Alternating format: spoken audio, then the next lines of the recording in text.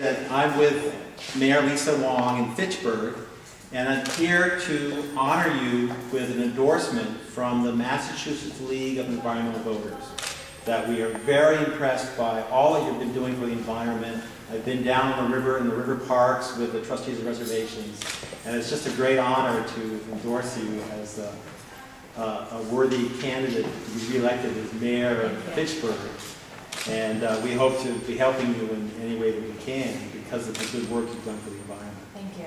And I'd like to sort of expand upon a lot of the work that we've been doing in the Yes. city. I know that you only were able to see a portion of it. But Yes. one of the first major initiatives is really to start to clean up along the river and then start cleaning up sites for new riverfront park spaces. So there's one just around the corner from here. That was my first project that I started 10 years ago in the city. Oh, that's great. And yeah, that's my very first project. It was a warehouse site that had burnt down. So there was sort of melted plastic pellets, and it was a place where vagrants used to be, and it was just really awful. So when I was at the redevelopment authority, we were able to acquire the site, use EPA brownfields money to clean it up, get some state grants, and create the city's first true riverfront park. So the park became then an inspiration for another plan, which was not just a riverfront park, but how do we revitalize the whole riverfront? Yes. So we've done a number of things, from tracking developers who will restore historic mills along the river, turn them into viable uses, but as part of that plan is for them to help build trails and set aside land for conservation as well, and connect those to projects that we are doing as a city. So the project that you saw is our second riverfront park, but you'll see across the river it's actually connected to a trail that's being built and a development that's going to be built to provide new housing in those mills. So And the name of the second park is Gateway Park. Gateway Park. Yes. And that gateway, it's called Gateway Park for a number of reasons. First is it's gateway, the word gateway is being recognized by the state for cities like Fitchburg, which are considered gateway cities. So we're gateways, we've always been gateways to innovation, to new immigrants, to growth, and we want to sort of focus on that positive. Bad idea for me to The wall? video The cover wall for used to go a straight business across, person. basically hiding the park. Now you can see the park, and then now Okay, all this rubble is the wall broken Walk out, down. we're gonna film anything. And then we're gonna film it. So it looks like there's been a beaver here chewing up these aspen trees. One hanging out over there, one here, one over there.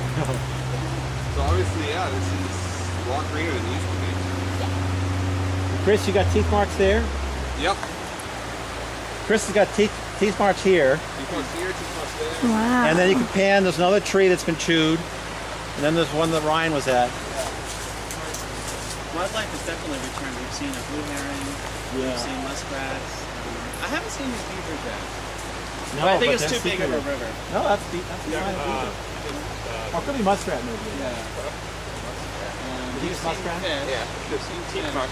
But one of the interesting things about Fitchburg is that we are, I like to compare us to Lowell, because a lot of people are familiar with Lowell. Yes.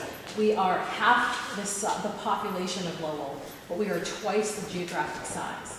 Yes. So if you sort of put that in perspective, because we have so many people really living in the bottom dense core, we essentially have a whole nother Lowell, but imagine having Lowell with nobody there, all open space.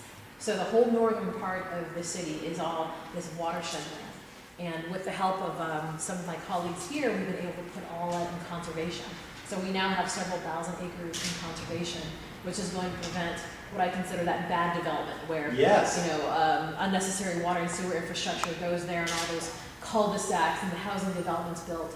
So we're able to preserve watershed land, conservation land, Audubon land, bird sanctuary land, open up space for hunting and fishing, open up space for mountain biking, for hiking, preserve that land in perpetuity, and literally connect all that land right here to you can actually walk from here all the way up, through the city, through all that land, eventually hit the Mid-State Trail, eventually hit, the mountains in New Hampshire, eventually hit the Appalachian Trail. So, I feel like my next vacation is going to be, doing a week-long hike where I literally walk out of my house with my backpack and start, hiking along the trail. So, Well, that's unusual. I live in Somerville, and I like the dense living and then having green spaces. And like Fitchburg, we get to walk to work. We're very pedestrian, so it's wonderful that for the citizens of Fitchburg, when they're walking from the rather dense housing to employment, they get vistas of nature and they get these natural experiences, which are That's right. totally in keeping with the legacy of the trustees of reservations and